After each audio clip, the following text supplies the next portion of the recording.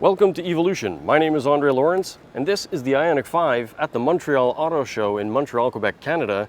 And I'm really excited because today I get to make a video about it, thanks to Hyundai Canada, and thanks to you. If you want to find out more, stick around. I'll let you know in 10 seconds.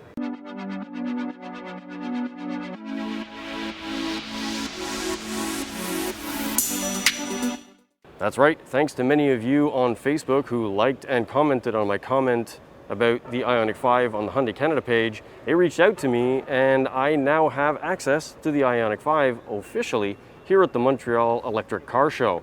So thank you very much. It really means a lot to me to have your support because I love to do this and I hope to be able to do it for a long time. So thank you very much. Now, what about the Ioniq 5? Well, the first thing is it's huge.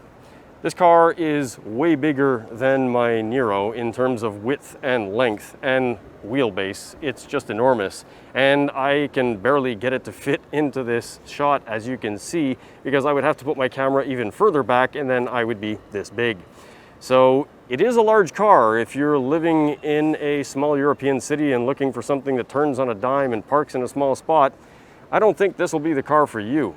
Now, with that being said, here in Montreal, the streets are quite wide, and across Canada, there's plenty of room, so large cars are not an issue, and I think it's just the right size for what our market needs here. It's not quite an SUV, but it's not quite a hatchback either.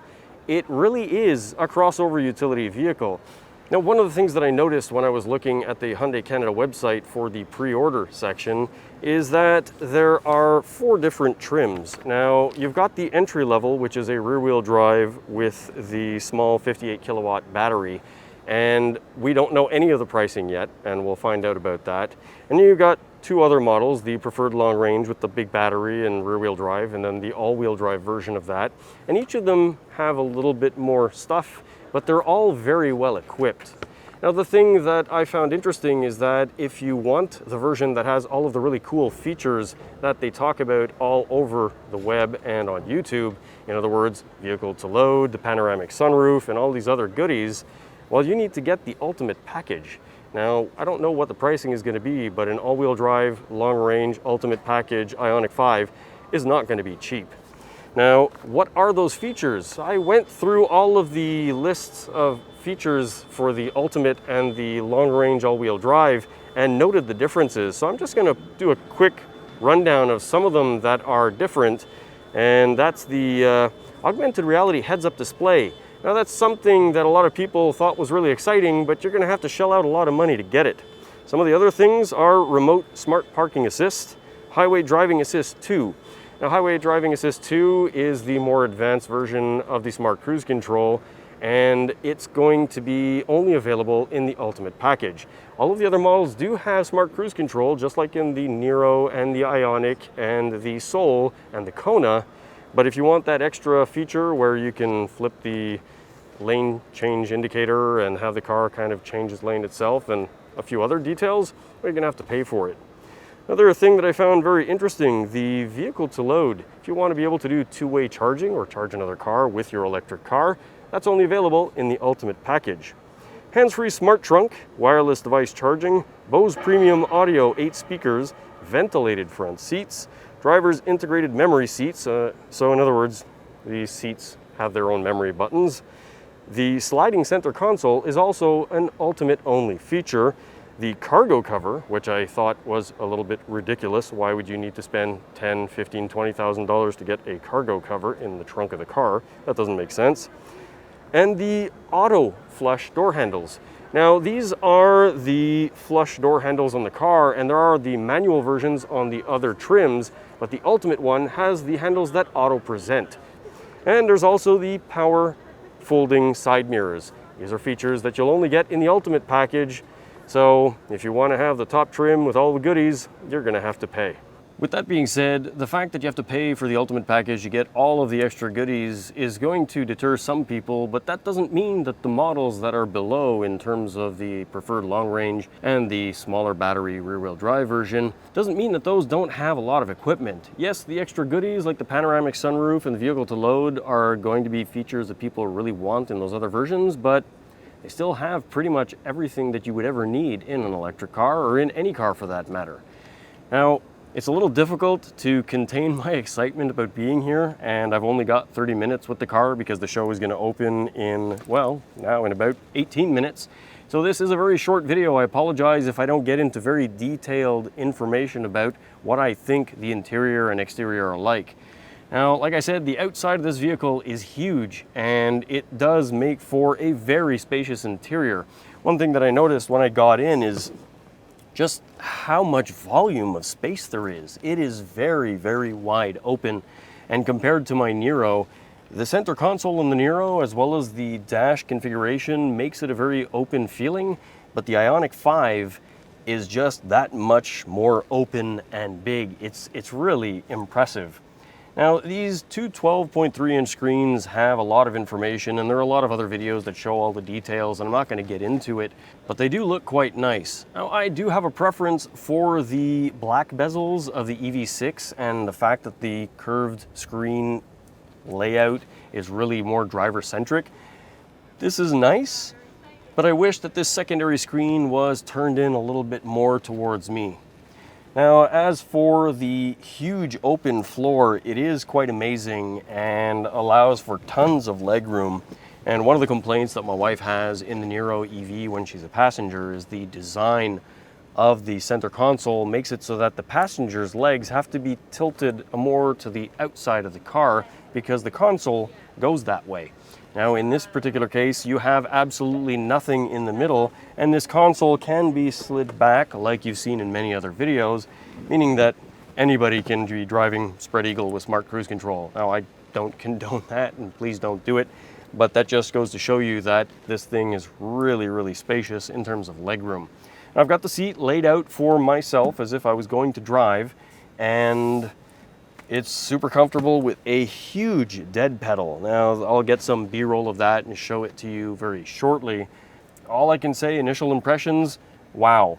The one thing that I don't really like, the climate control and media control stuff that's below the screens in the center here are tactile, they're not physical buttons. Now, although that makes for an interesting layout and the EV6 has them as well, I'm not quite sure how that's going to be when you're driving and you're just trying to tap on a button while driving and not looking at those buttons. So we'll see. Now, what about the back seat? It is huge. Now, I've got the sliding console slid back, and I've got the front seat positioned where I would sit if I was driving, and it's huge. I don't know what other word to use. It's enormous. Basically, I can put my feet under the front seat, I can lay them out, and have my bottoms of my thighs supported by the bottom of the seat. Now, this is not something that you get in the Kona, the Niro, the Soul, and the previous Ioniq. It is going to be far more comfortable for rear passengers on long road trips.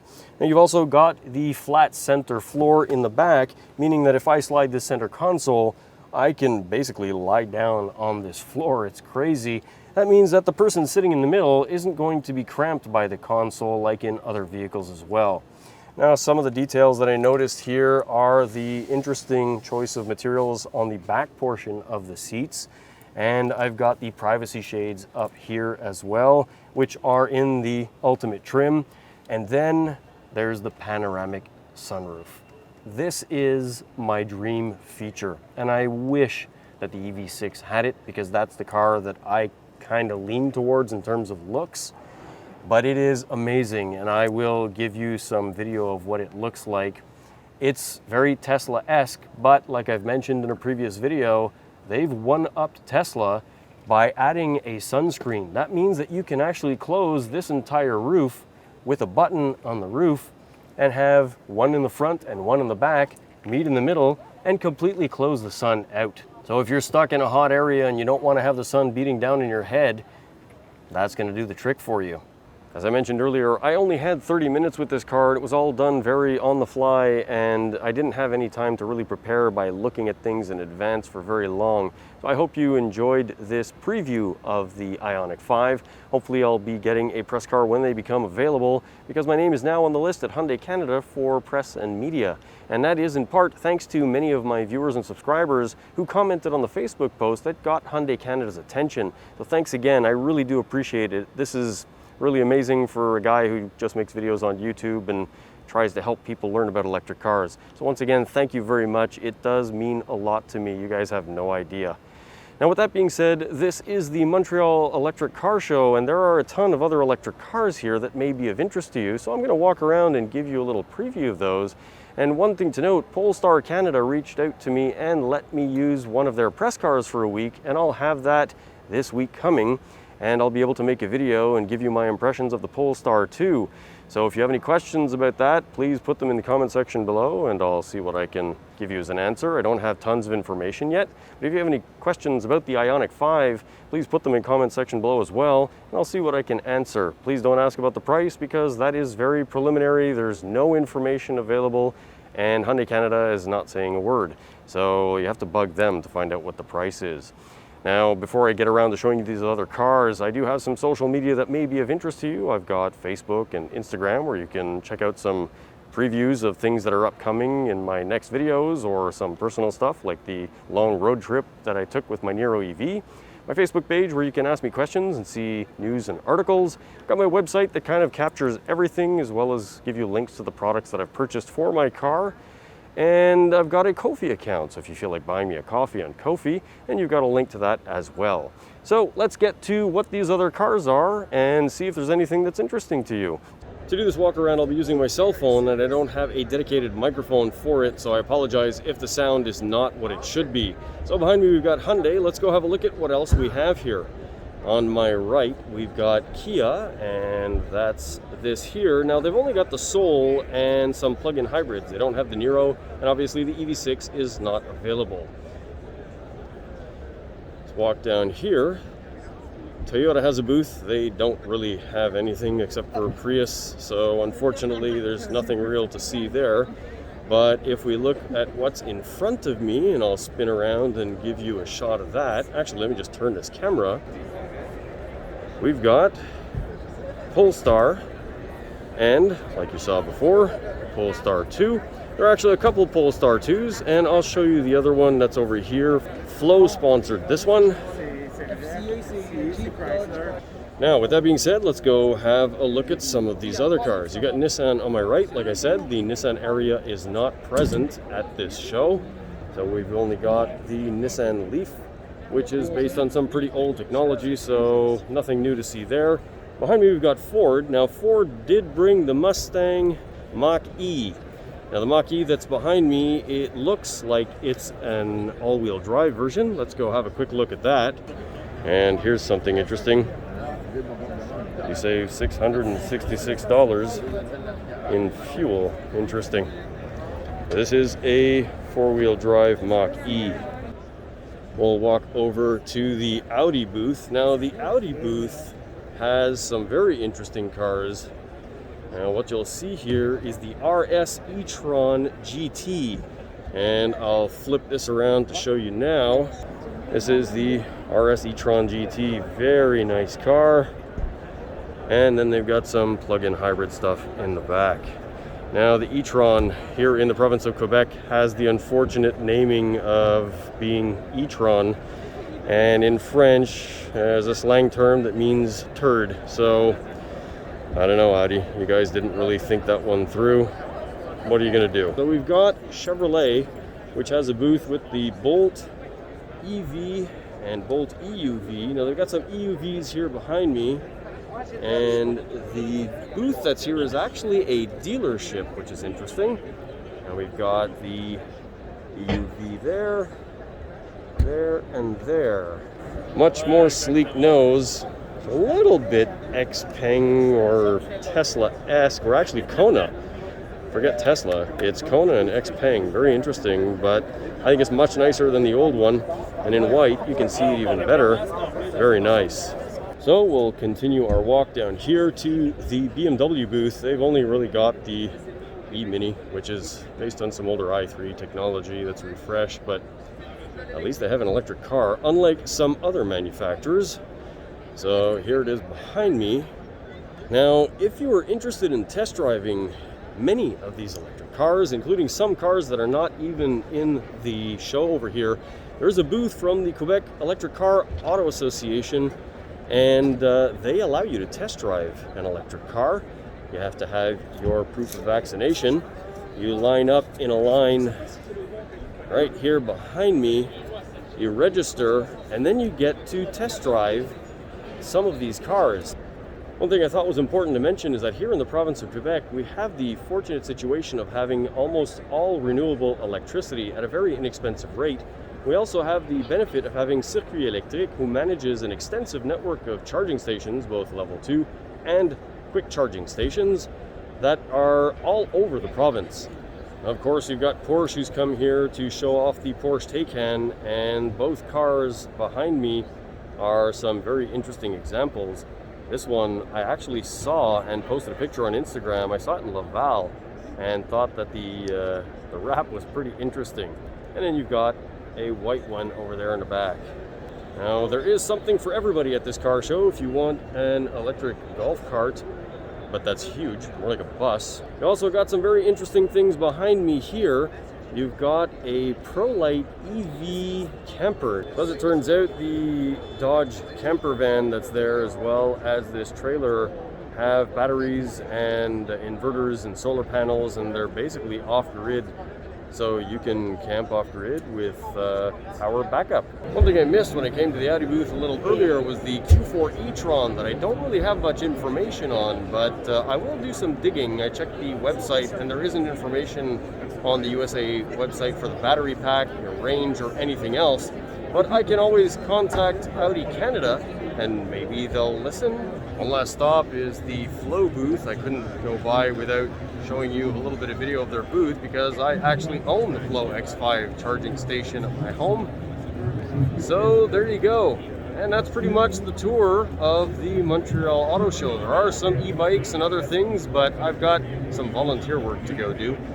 If you like me making this type of content and doing car shows and car reviews like this, then I would really appreciate if you could consider clicking on that subscribe button, because I would love to get my channel to 10,000 subscribers. It's kind of a magic number for me.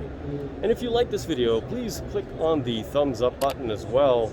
And if you have any questions, comments, or suggestions for future videos, then please put it in the comment section below. And as always, thanks for watching. Welcome to EV-olution. My name is Andre Lawrence, and this is my channel about electric cars from the perspective of a first-time EV owner. This is the Montreal... That's Doug DeMuro. Time to not do that. Many of you liked my comment and posted comments below asking to allow them to make me shite. So what about this Ioniq 5? Well, my first thing... So I apologize if it's not as in-depth as I would have liked to have made it, and my car was parked right... My car was piked right over there, because I'm a volunteer and I let people drive my car during these events with the Quebec Electric Vehicle Auto Association. Now I want to say thank you to my viewers who made this stuff happen, because I have grown my... I sound like a robot with regards to comments and information, because I didn't have a lot of time to check things out, but